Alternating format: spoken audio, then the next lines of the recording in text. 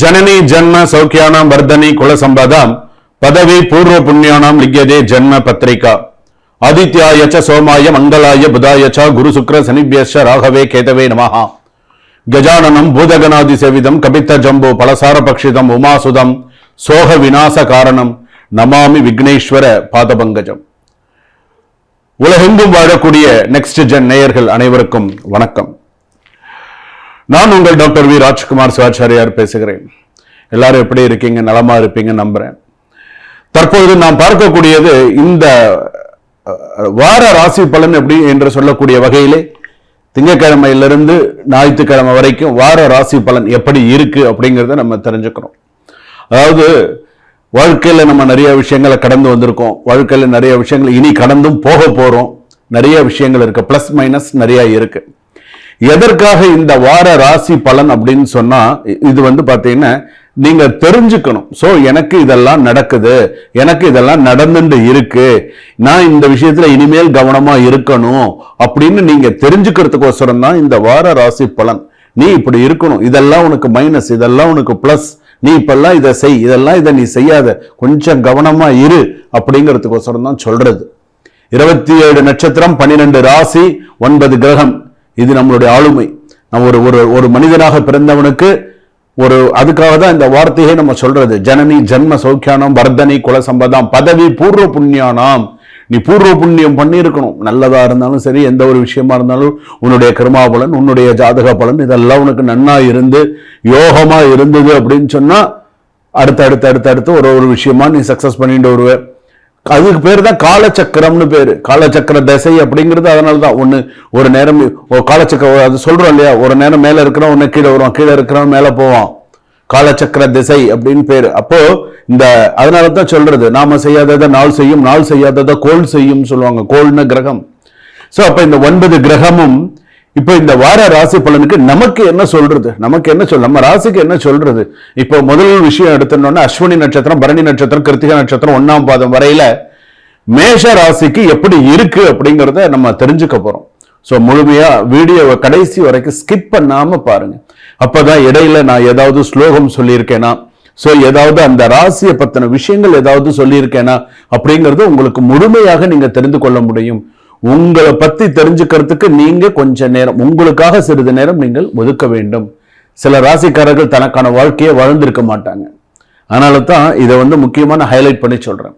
என்ன நடுவில் எல்லாம் நீங்க கேட்டுட்டீங்க அப்படின்னு சொன்னா உங்களுக்கு உங்க ஜாதகத்தை பத்தி நீங்க சிறப்பா தெரிஞ்சுக்கலாம். சரிங்களா? கடகராசி நேயர்களை இந்த வார ராசி பலன் எப்படி இருக்கு? புனர்பூச நட்சத்திரம் கடகராசி, பூச நட்சத்திரம் கடகராசி, ஆயில்ய நட்சத்திரம் கடகராசி. ஒரே ஒரு விஷயம் சொல்றோம், நீ யாரை நம்பினியோ அவனை அழ வச்சுட்டு போவான்.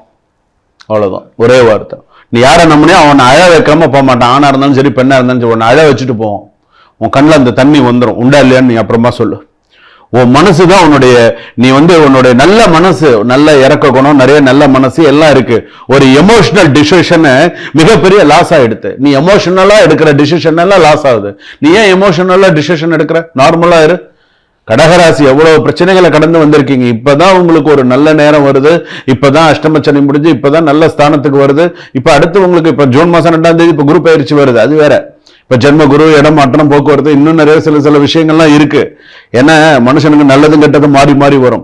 சின்ன விஷயம் பெரிய சண்டையாகும். நீங்க நினைச்சுட்டு இருக்கலாம் அஷ்டம சனி முடிஞ்சிடுத்து, இனி அப்பாடா நிம்மதியா இருக்கலாம். ஒன்னு அப்படி எல்லாம் நிம்மதியா தூங்க விடாது இந்த கிரகம்லாம். சரியா? மாத்தி சில விஷயங்கள் இருக்கும். அதனாலதான் ஆலயம் தொழுவது சாலவும் நன்று. நேரம் கிடைக்கும் போதெல்லாம் காலையில எந்திரிச்சு வேலைக்கு போறியா, வேலைக்கு போறதுக்கு முன்னாடி நின்று ஒரு கோவில் சுவாமி தரிசனம் பண்ணு, கோவில் வழிபாடு பண்ணு, உனக்கு நல்லது நடக்கணுமா, நீ நல்ல விஷயங்களை பண்ணு அப்படின்னு சொல்றது. சின்ன விஷயம் கூட பெரிய சண்டையா வரும். அதனால்தான் நிறைய சாமி தரிசனம் பண்ணு, எவ்வளவுக்குள்ள. அதனாலதான் தலைக்கு தலைப்பாடு. நீ உன்னுடைய சுவாமி தரிசனம் பண்றதும் உன்னுடைய தெய்வ வழிபாடும் தான் உனக்கு பக்க பலமா இருக்கும். யாரும் உன் கூட வரமாட்டாங்க. மாதா பிதா குரு தெய்வம். குரு காட்டுறதுதான் தெய்வத்துக்கு வழி. கவனமா இருந்துக்கோ. எமோஷனலா ரியாக்ட் பண்றத விட்டுடு. நான் தான் உனக்கு ஸ்ட்ராங்கா சொல்லுவேன். எமோஷனலா யார் நீ ரியாக்ட் பண்ற? நீ அப்படி ரியாக்ட் பண்ற? நார்மலா இரு. நீ அந்த மாதிரி ரியாக்ட் பண்ணனா லைஃப் உனக்கு டிஸ்டர்ப் ஆயிடும். அவ்வளவுதான். ஃபேமிலி ப்ராப்ளம் எல்லாம் உங்க மைண்டை டிஸ்டர்ப் பண்ணும். இந்த வாரம் ட்ரஸ்ட் பண்ணினாதான் பிரச்சனை. ரொம்ப கவனமா இருங்க. கவனக்குறைவு, ஆக்சிடென்ட் சான்ஸ் நிறைய இருக்கு. நீ கவனக்குறைவு அங்கன்னா போயிட்டு அது 2 வீலரா இருந்தாலும் சரி, 4 வீலரா இருந்தாலும் சரி, அதுவும் பெண்கள் ரொம்ப கவனமா இருங்க. ஒரு ஒரு செகண்ட்ல என்ன வேணாலும் நடக்கும். இந்த வாரத்துல கவனமா இருங்க. உங்க நல்ல மனசா யாரோ யூஸ் பண்ண போறாங்க. அதையும் சொல்லிவிட்டேன். நீ ஏதோ ஒண்ணு நல்லது நினைத்த அதை நான் தான் பண்ணினு ஒருத்தன் பேர் எடுத்துன்னு போயிடுவான். அவர் பண்ணலங்க, அவருக்கு நான் தாங்க சொல்லியே கொடுத்தேன், அவருக்கு ஒண்ணுமே தெரியாதுங்க அப்படின்ட்டு போயிடுவான். இது முக்கியமா யாரெல்லாம் பாதிக்கணும், பூச நட்சத்திரம் கடகராசி, ஆயிலம் கடகராசி எல்லாம் பாதிக்கும். புனர்பூச நட்சத்திரம் பேலன்ஸ்டா இருந்துருவாங்க. இருந்தாலும் அவருக்கு ஒண்ணுமே தெரியாதுங்க, நான் சொல்லி கொடுக்கறதாங்க அவர் செய்யறாரு அப்படின்னு அவன் பேர் வாங்கிட்டு போயிடுவான். அதையும் நம்புறதுக்கு 2 பேர் இருக்கான்னா பாத்துக்கோங்க. அந்த மாதிரி இருக்கும். இந்த வாரம் மனசு காமா இல்லைன்னா எல்லாமே போயிடும். எமோஷன்ல கண்ட்ரோலா இருந்தா நல்லது. ஒர்க் ஸ்ட்ரெஸ் ப்ரெஷர் அதிகமா இருக்கும். ஒர்க் ஸ்ட்ரெஸ் அதிகமா இருக்கும், ப்ரெஷர் அதிகமா இருக்கும். கொலீக்ஸோட மிஸ் அண்டர்ஸ்டாண்டிங் நிறைய இருக்கும். கேர்லெஸ் இருந்தா ஜாப் ரிஸ்க், இது எல்லாமே உங்களுக்கும் இருக்கு. நான் இல்லைன்னு சொல்ல விரும்பல. மணி லெண்ட் பண்ணாதீங்க, கடன் வாங்காதீங்க. கண்ட்ரோல் இருந்தா சேவ் ஆகும், பாத்துக்கோங்க. லவ்ல கூட எமோஷனல் பிரேக் டவுன் ஆகிறதுக்கு வாய்ப்புகள் இருக்கு. மிஸ் அண்டர்ஸ்டாண்டிங்க்கு கணவன் மனைவியா இருந்தா மிஸ் அண்டர்ஸ்டாண்டிங் நிறைய இருந்தா செப்பரேஷன்ஸ்க்கு வாய்ப்பு நிறைய இருக்கு. மேரிட் லைஃப்ல ஆர்குமெண்ட் அதிகமா இருக்கும். வார்த்தைகளில் கவனம் தேவை. நீங்க பேசுற வார்த்தையில கவனமா பேசுங்க. இப்படி எப்படி தேவையில்லாத பேச்ச பேசி குடும்பத்துல சண்டை உண்டு பண்ணிக்காதீங்க. வீட்டில் டென்ஷன் எமோஷனல் சூழ்நிலை இருக்கும். காமா இருந்தா ப்ராப்ளம் செட்டில். சில பேருக்கு வந்து பாத்தீங்கன்னா இந்த டிவோர்ஸ் கேஸ்ல மன அழுத்தத்தை தரக்கூடியதா இருக்கும். டிவோர்ஸ் மேட்டர்ல காம்ப்ளிகேட்டடா தான் இருக்கும்.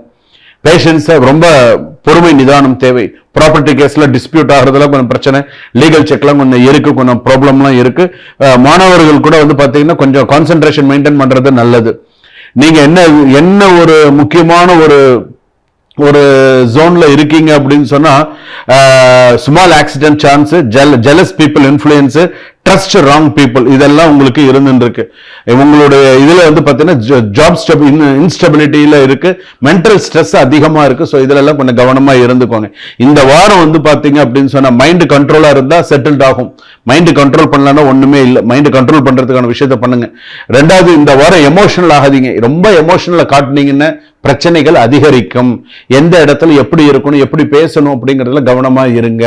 நீங்கள் செய்ய வேண்டியது, வியாழக்கிழமை அன்னைக்கு குரு தட்சிணாமூர்த்திக்கு, நவகிரகத்தில் இருக்கிற குருக்கோ அல்லது தட்சிணாமூர்த்திக்கோ, உங்களுக்கு எது பக்கத்துல இருக்கோ அங்க இருக்கக்கூடிய சுவாமிக்கு நெய் தீபம் ஏற்றி ஆத்மார்த்தமா வழிபாடு பண்ணுங்க. அதுலயும் இந்த ஸ்லோகத்தை கூட சொல்லி வழிபாடு பண்ணுங்க. சோமம் ஆனந்த சம்போதம் சோமார்க்க கிருதசேகரம் தட்சிணாபி அபிமுகம் வந்து தட்சிணாமூர்த்தி மாசரே, இதை சொல்லி வழிபாடு பண்ணுங்க. கண்டிப்பா கடகராசிக்கு அமோகமா இருக்கும். வாழ்க வளமுடன், வளர்க ஞானத்துடன்.